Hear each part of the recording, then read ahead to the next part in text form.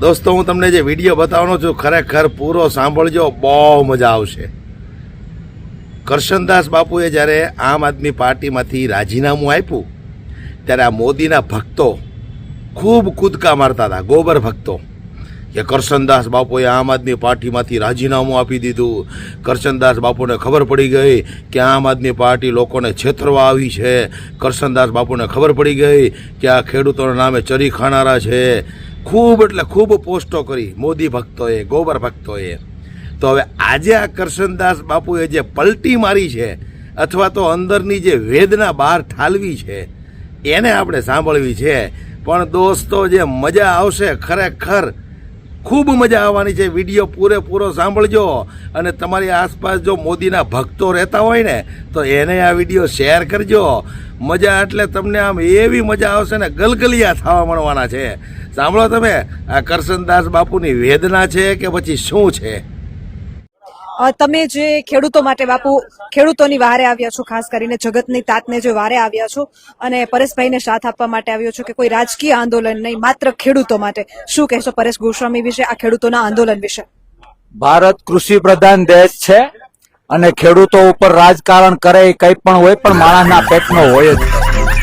પોતાના રોટલા શેકવા માટે ખેડૂતોને જો કોઈ હાથો બનાવતો હોય ને તો એને મંદિરે કે મસ્જિદે જવાનો કોઈ હક નથી.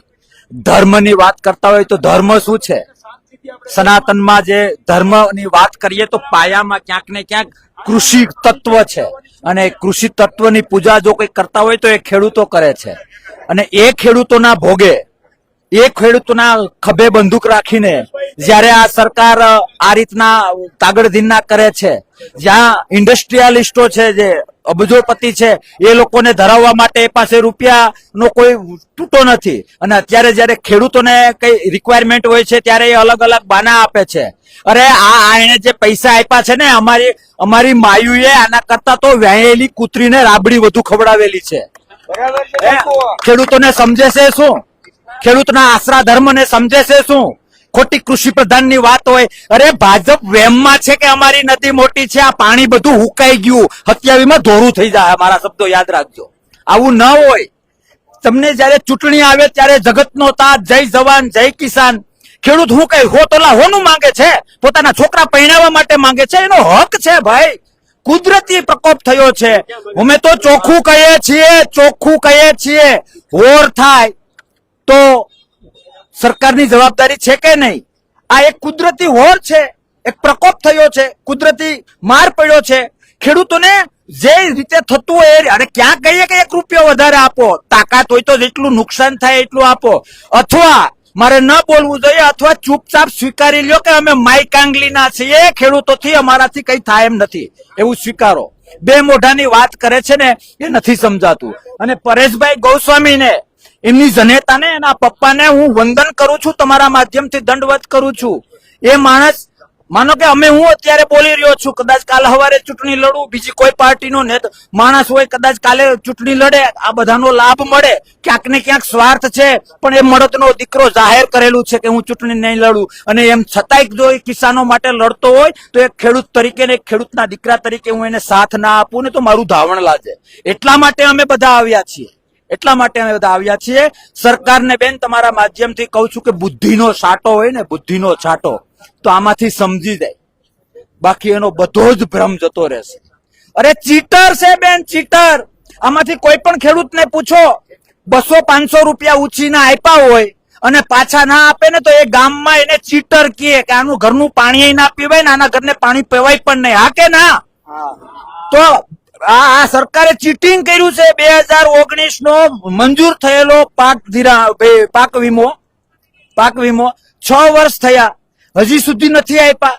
6 વર્ષ તમારા પૈસા હું મારી પાસે રાખું ને તમને બાના આપ્યા કરું તો હું ચીટર કહેવાઉં કે નહીં? જો હા, તો સરકાર ડંકાની ચોટ ઉપર ચીટર છે અને ખેડૂતોની ચીટ કરી છે.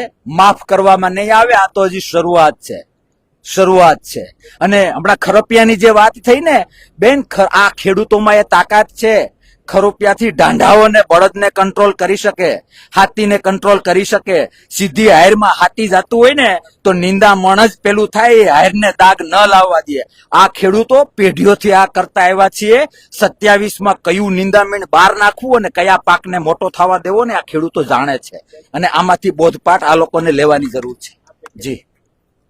ખાસ સરકાર જ્યારે સનાતન ધર્મની વાતો કરતી હોય ત્યારે ગૌ હત્યા જે દેશમાં થઈ રહી છે એના વિશે શું કહેશો? ધર્મ આમાં છે ક્યાં?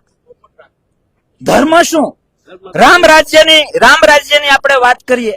હું અનેક વખત બોલ્યો છું કે ક્યાંય રામાયણમાં Dasharath private limited, Lakshman private limited એવું ક્યાંય જોયું? કંપનીઓ, મલ્ટીનેશનલ કંપની જોઈ? એ બધી વસ્તુનો વિરોધી નથી, પણ પ્રકૃતિ પ્રેમી હોવું ખૂબ જરૂરી છે જો રામ તત્વ મારામાં અથવા તો સરકારમાં હોય તો. અને ખેડૂત સૌથી નજીક પ્રકૃતિ પ્રેમી તરીકે જીવન જીવાડે છે. એટલે ક્યાંક ને ક્યાંક ધર્મને પોતાના સ્વાર્થ માટે ગવર્મેન્ટ ઉપયોગ કરતી હોય એ સ્પષ્ટ છે. બાકી તો ખેડૂતોને આ રીતે રોડ ઉપર ના ઉતરવું પડે. બેન જી. 10,000 કરોડના સહાય પેકેજને તમે કઈ રીતે જોઈ રહ્યા છો? બટકું નાખ્યું છે. ખેડૂતોને એ લોકો શું સમજે છે? કયા બાબતે?